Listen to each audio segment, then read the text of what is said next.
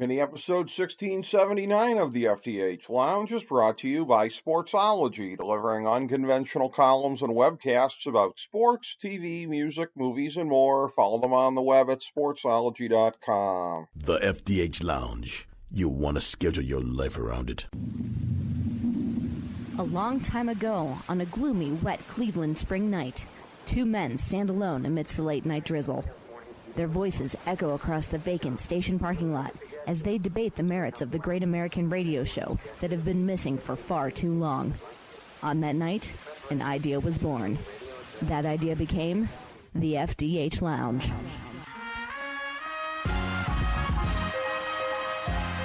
Welcome to the FDH Lounge. Hello, everyone. Welcome to FDH Lounge mini episode 1679. This is FDH Managing Partner Rick Morris coming at you. And we have with us here today one of our favorite FDH Lounge dignitaries, my great pal, the scout, Ken Becks from firstdownscouting.com. That's 1stscouting.com.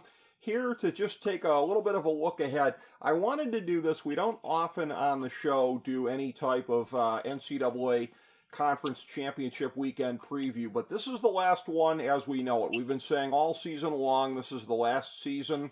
The way that it is, it'll be the last one ever in this format here with just 4 teams going to the playoff, which actually, again, this is the format I wanted all along, and so I'm sad to see it go. I thought, even back in the day when it was only 2 teams and everyone was like, we need a 16-team playoff, I'm like, no, 4 teams.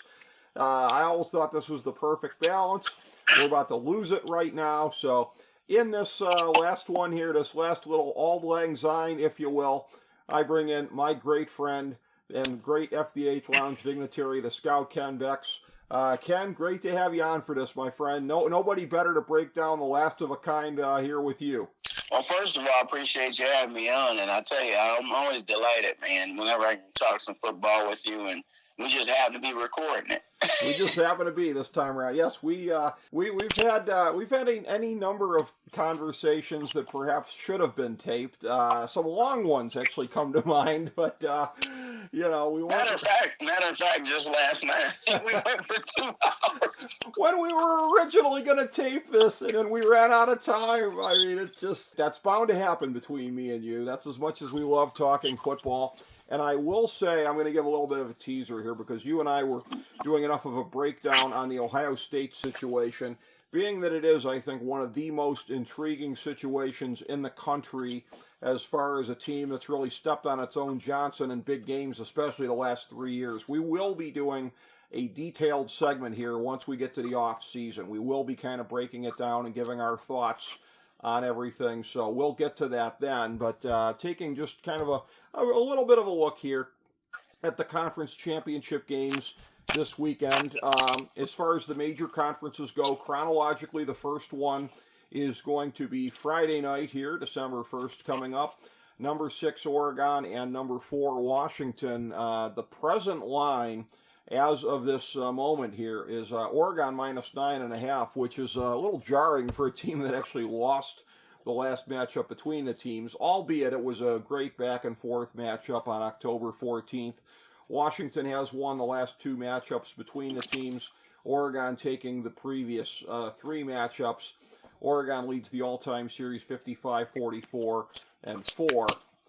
It's a thing where, again, Bo Nix has been the quarterback of the 2 that has come into this, I think, with greater momentum. He's the one that is still thought to have a great chance at the Heisman if it breaks down that way.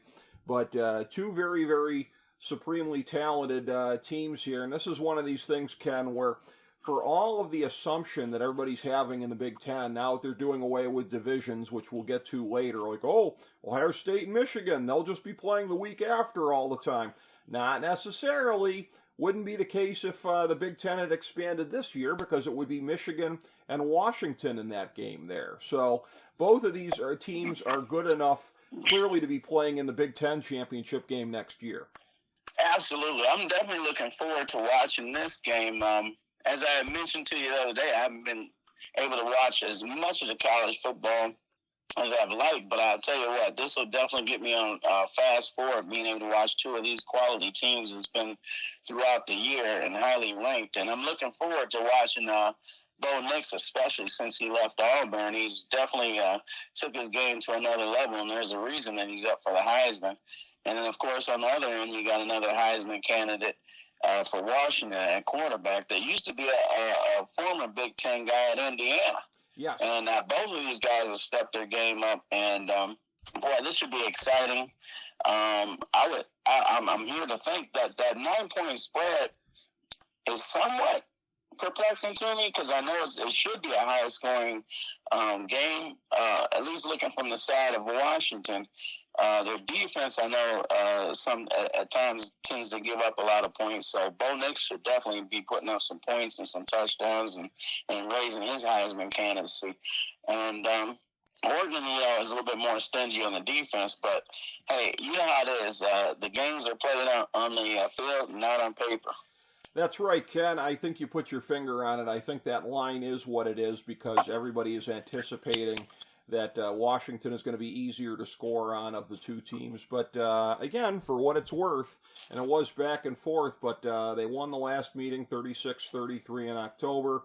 And then, of course, last year 37-34 against Oregon. So it's not like they can't win the shootouts in these games. So I think we'll be in for another treat. I think we both certainly agree on that one.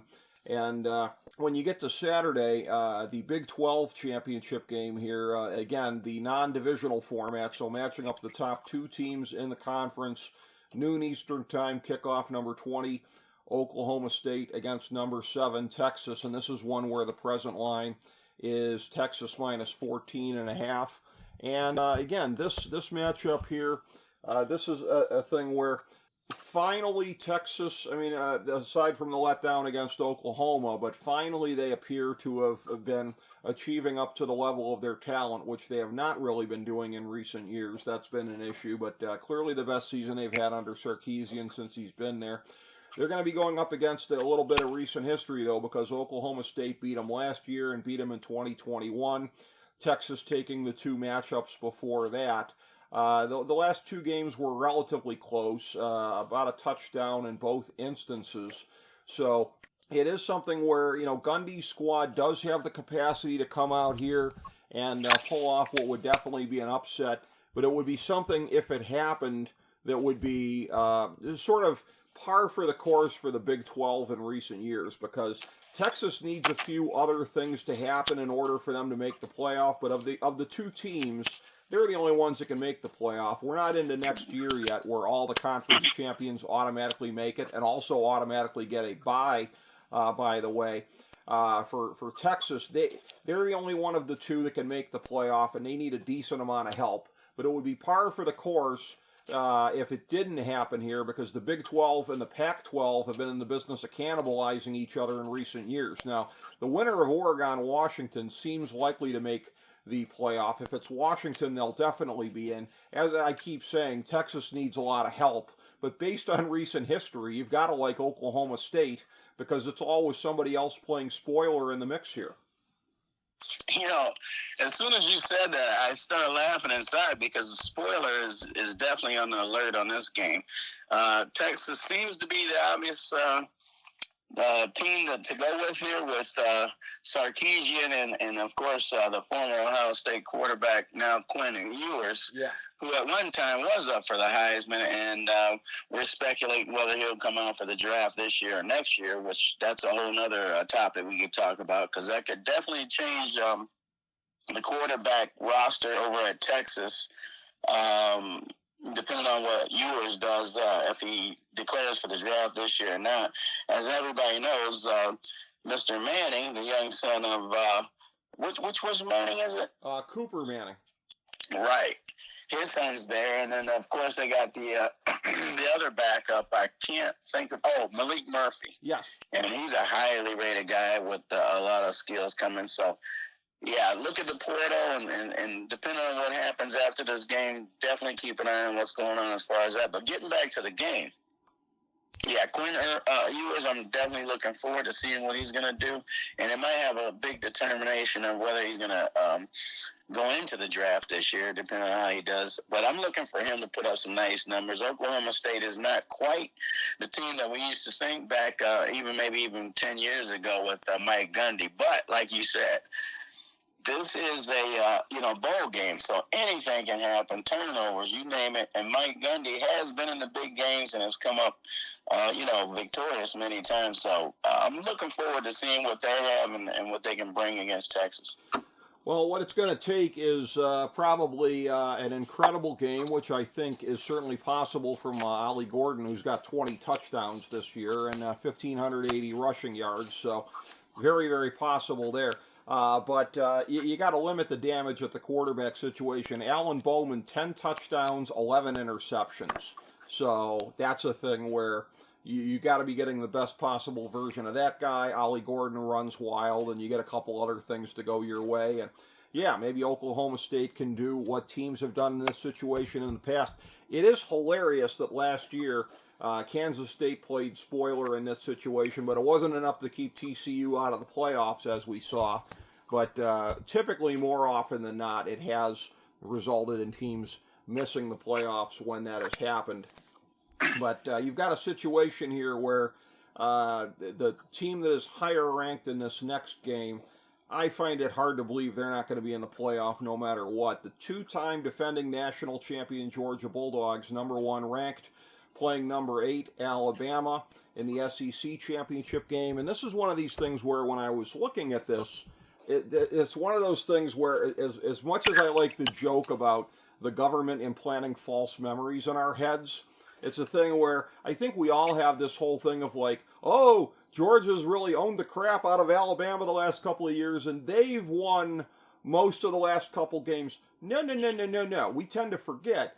Alabama didn't even make the SEC championship game a year ago. Georgia played LSU and got through that game. And then, of course, Georgia won the playoff without having to face Alabama. Georgia did beat Alabama the last time they played them in the national championship game in January of 22.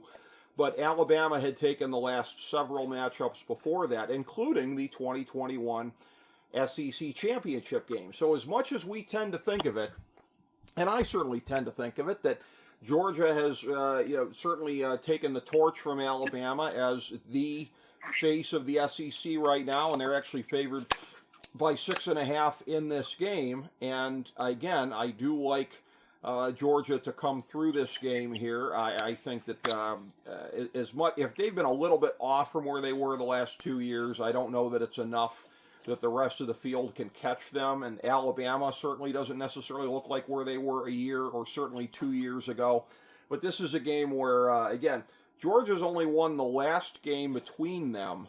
But again, over the course of the last 2 years, they've definitely been the better program, and this third year in a row, I look for that to extend. Yeah, for me, this is one of the more intriguing games, coming up in the bowl season because, in my eyes, once again, it comes down a lot of times turnovers in these games because despite, Georgia being ranked number 1, I believe Alabama's number 9. The talent disparity is not that big. Right. Matter of fact, Alabama, if you go by the rankings, has more talent. Now, a lot of this is going to come down to the quarterback, of course, Jalen Milroe. Now, he was a guy in the beginning of the year, they actually benched, I think, 2-3 games into the season. Right. And then he bounced back. I'll give him a lot of credit. Bounced back both in the air and on the ground. So, a lot of these teams, no matter who they are, have issues against mobile quarterbacks. So if there's going to be a possible upset, this could be the one because as far as Milrose goes, he's very efficient both on the ground and in the passing game. And, one guy he reminds me of, with my background with the evaluation part of it, is I would almost say like a Michael Vickish type of guy. Okay. Very explosive once he gets into the open field. Has an explosion off his wrist when he throws. So one of his receivers I'm high on too is Jermaine Burton. Mm-hmm. So he's an exciting guy that can take it to the house too. So definitely looking forward to that on this Alabama side. And of course, you got the tight end over there, Brock Bowers, who everybody's touting as a top 10 type draft pick, which is saying something for a tight end, and he does have the numbers and the game film to prove it. He was down for a while for Georgia, and as soon as he came back, he showed why he's ranked as a top tight end in the nation and coming into the draft. So, this is one of the kind where you pop the popcorn, sit back, and really enjoy this game. Absolutely, yeah. Bowers is definitely one of these guys that profiles as a Kelsey/Gronk type guy at the next level. Now, whether he'll be as colorful as those two guys, I don't know, but he certainly he profiles in terms of the talent, and then Alabama with the competent, I would say, rushing attack of Jace McClellan, which I have to say, that just, as far as how it rolls off the tongue, isn't that the most SEC-sounding name you've ever heard, Jace McClellan? I'll have to agree with you on that one. Like a computer could have generated that name. If you'd gone into ChatGPT, give me the most SEC-sounding name of all time. But it's going to be an interesting game, like you said. The talent disparity is not really there because again. They've been at the top of the standings. They've been 1-2 in a lot of the polls the last couple of years as far as the recruiting goes. So both of them with that uber talented roster top to bottom. And the only thing we know for sure is that all of the studs on the Georgia Bulldogs defensive unit will be drafted by the Philadelphia Eagles. We do know that will happen, so we can look for them in Eagle colors the next couple of years as that trend looks to continue. But should be a great SEC championship game. The next game, I think, has a chance to be very competitive as well. Not necessarily for the reasons that you might like to see from a competitive standpoint. Number 10, Louisville against number 5, Florida in the ACC championship game. And what I'm speaking of course, is Florida State being down to their backup quarterback. That's the reason they're only favored by 2.5 points, notwithstanding coming into the game undefeated. So you don't like to see that. It'd be nice if these teams were both at full throttle for this game here, but that is not the case. Florida State has been able to get by the last couple of weeks here with their backup. They won the most recent game in the series against Louisville. Last season, Louisville took the two games prior to that, 2021 and 2022, Florida State winning in 19 and 18. So it's gone back and forth, but this is the season really where I think it became clear Florida State started to turn the corner in 2022, but in 2023, I mean, top to bottom, the Seminoles look like they're back. And that's the reason that I think that, again, they're still favored, notwithstanding being down to their backup quarterback. This is a team that has come out, and for all the people that were wondering, are they ever going to get back to where they were under Jimbo Fisher? They have, Ken. Oh, no question about it. The one thing I would say, like you were mentioning it with Florida State, it really does put a sour note on the game that, their quarterback, who was on the Heisman running, is out for this game. Mm-hmm. But they do have, some talent on the offensive side, and especially on the wide receiver core with Keon Coleman, who happened to be a Big Ten guy. Just last year, transferring from Michigan State, a big guy with good athleticism, and that the NFL is really looking forward to. Along with Johnny Wilson, I believe is 6'7", 6'6", big guy, another talented guy. So at least the quarterback coming in, who I believe is Roadmaker, will have some definite targets to look at.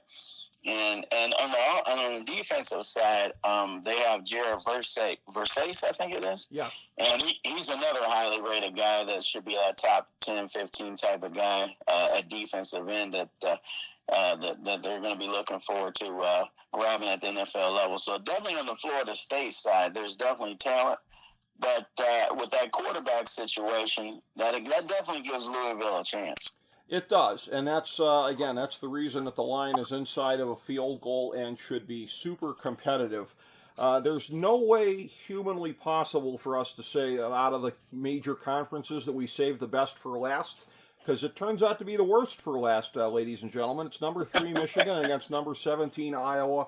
It's the last time that anybody from the kids' table gets invited into the Big Ten championship game, because, again, they're doing away with divisions next year. So Iowa, Wisconsin, Minnesota, Nebraska, nice knowing you. You will never, ever again be in the Big Ten championship game, because it will be basically 2 from, USC, Oregon, Washington, Ohio State, and Michigan.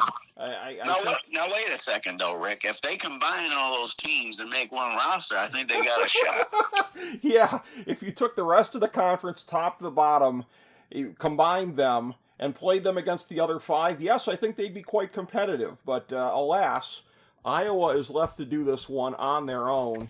And as far as, and this is one of these things here too, I mean, for as much of a punchline as the Western Division is, the fact that the offensive coordinator, a member of the Lucky Sperm Club, the coach's son, Ferentz, has already been canned as offensive coordinator. He won't be serving in the job past this season. And in looking at this here on the great statistical breakdowns that you get, let me give a shout out here to sports-reference.com. Looking at this, the receiving leader for Iowa, tight end Eric Ali, 21 receptions, 299 yards, 3 touchdowns. That kind of says it all, and that is why Iowa is a 22.5-point underdog as we speak. And this is one of these things where, again, you could look at it that Michigan could be coming off of, you could say maybe a little bit of a letdown. They know this is a game that they're going to win.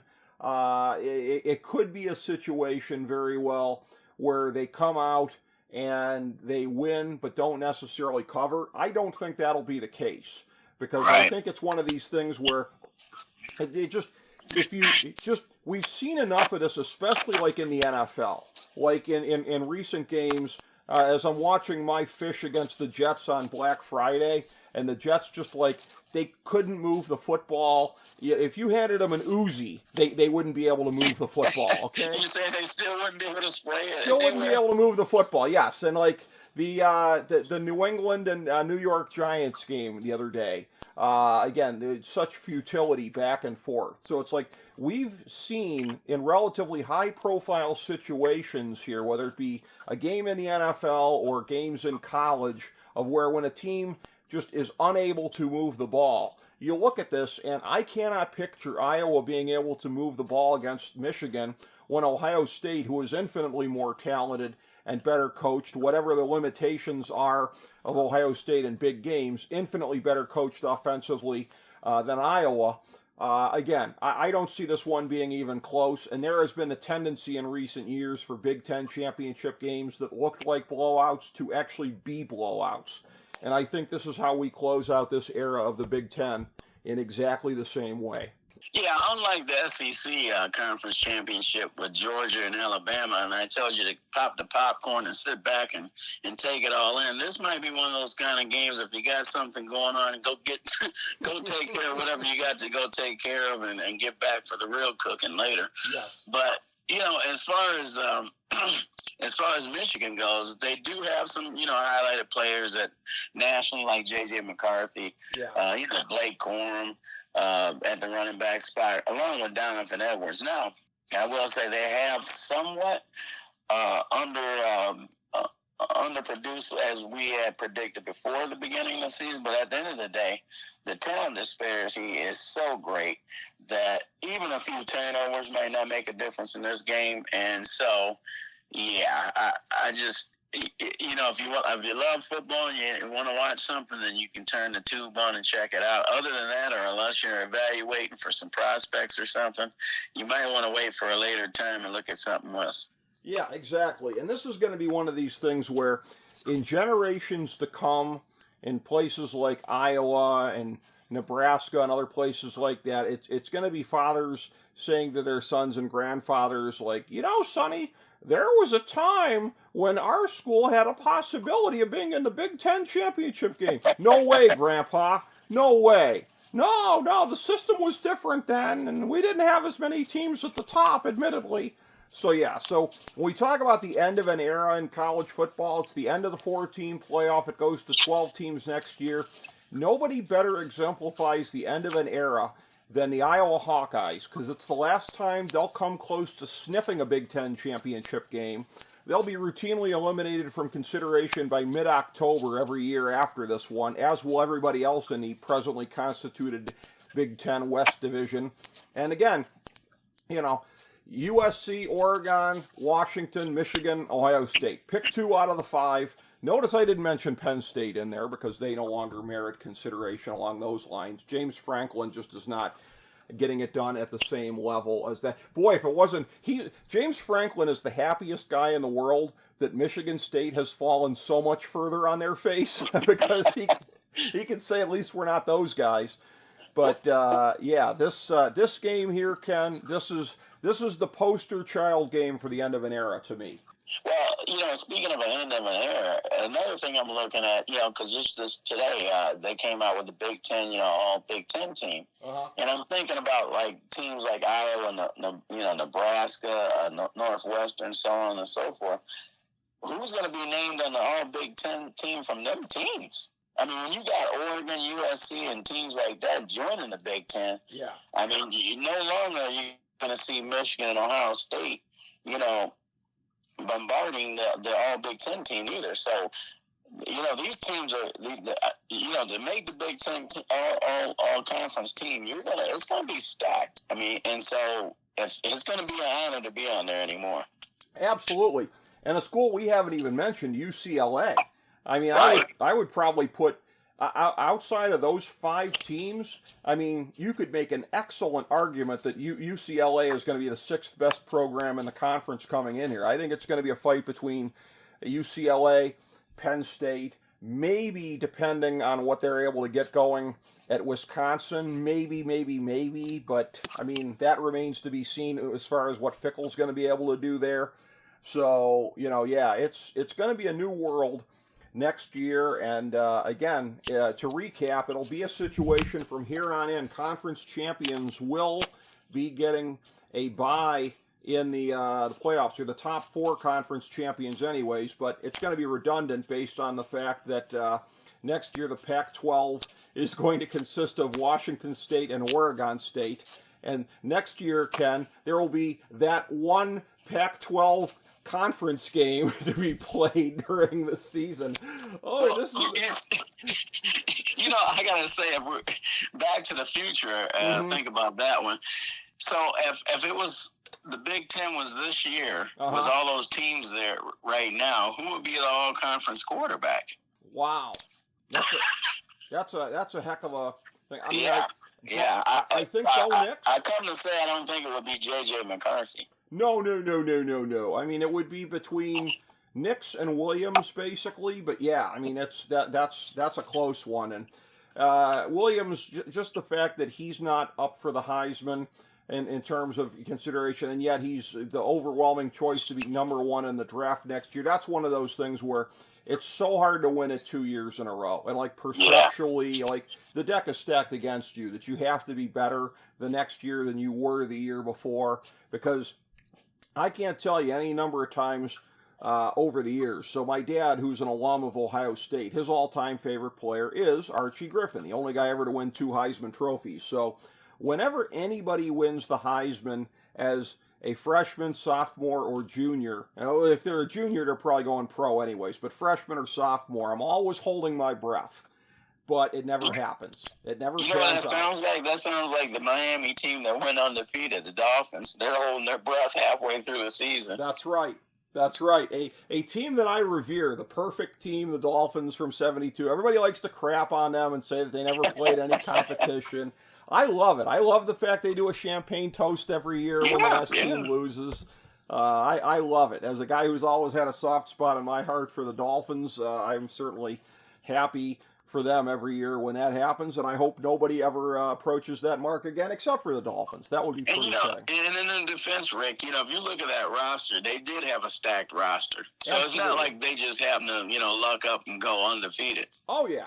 And my homie Bob Greasy, the most slept-on player probably in NFL history, again, that was a really great... Boy, the World Football League, what that did to them in the mid-'70s here, because, I mean... That was a team that was still very good going into the late 70s. They were still a playoff contender in those years, but they weren't what they were once the WFL picked them over. And so that was an example then, one of the times that we saw in the sports world. Because again, in the 60s and 70s, whether it be the AFL, NFL, ABA, NBA, the World Football League coming along, you would still see that with the USFL into 83. That was an era where you had a lot of these things happening on the sports business side of things. And then I think it really started in college football, I think about 30 years ago in the early 90s with the expansion of the SEC. And a past lounge guest, actually, Harvey Schiller, he was the SEC commissioner at the time when the SEC started. They really kicked this whole thing off here with the expansion and bringing in some of the teams that they did in what would now become the Western Division of the conference. And it kind of brings us to where we are now, of where what they started to do 30 years ago reaches full throttle next year when it's Oklahoma and Texas coming in. Again, the Big Ten, as we said, responded in its own way. They are the two big conferences, the two big power conferences from here on in. The Big 12 basically survived by digesting a lot of the remains of the Pac-12, so you could say arguably they're number 3. The SEC maybe number 3. It tickles me no end that Stanford will now be playing in the Atlantic Coast Conference. I mean, that is one of the greatest things I've ever heard. But, well, was you bringing up Bob Greasy, that a name that came out of my mind that I always loved, I'm not saying he's a Hall of Famer, but I would always love to have as my quarterback, is Phil Simms. Yeah. He wasn't what you would call like the greatest athlete, but he was more than proficient. Yeah. He threw a good pass, and he was always like a good field general, Ken, this is why you're the scout, buddy, because I never thought of that before, but I think you came up with the perfect comp right there. If you're looking for a comp for Bob Greasy or a comp for Phil Simms, it's each other. I think you just nailed it. Yeah, good job, buddy. Yeah, I mean, they're the same kind of guy. I mean, Greasy was a guy that had, some surprising mobility there. I mean, he wasn't Steve Young, but he could move his feet a little bit. Right. He could get around a little bit. He wasn't Tarkenton, but he could move. So, yeah, I mean, that's a great comparison on your part, and that's why we love always chopping it up with you. And again, I can't recommend enough that people check out your work at firstdownscouting.com, the number 1, stscouting.com. Also on the old social medias here. You are the guy who, again, you watch just about more football and analyze it just about than anybody I know, and it always comes through when we're talking to you here on the show, my man. Well, I love eating it for breakfast, lunch, and dinner. And one thing on Greasy and Simms, I would say they'd be great under the cap. Oh, yeah. Cap figures would be excellent. Yes, they would. And they would be unselfish guys that would be letting the rest of the team get over here. I must say that in both cases, here's another commonality. I'm going to find another commonality. In both cases, I don't feel, with all due respect, that the football acumen traveled to the next generation quite as much with Brian Greasy and Chris Simms. Put it this way. They're better sportscasters than they were players. How about that? Well, that too. Yeah. Although that's not saying much. That's really not saying That's why I was trying to be gracious. It is the holidays, It is. It is the holidays. And again, a great season for watching football. We're going to know what the bowl matchups and playoff matchups are going to be after this Sunday. And of course, you and I will both be getting out the box of popcorn here and watching that as they make the announcement on Sunday. And it may or may not be complicated or controversial based on what shakes out on Saturday. But I knew it would be just an absolutely outstanding preview with you here, my man. And I can't thank you enough for being here. the scout Ken Becks from firstdownscouting.com, the number 1 stscouting.com. Ken, thank you so much, my man, and I look forward to getting you back on soon here to talk some more football. And as always, man, I appreciate it and looking forward to it. Have a great one, Rick. Thank you, my friend. You do the same. And thank you, everybody, for checking out FDH Lounge Mini Episode 1679.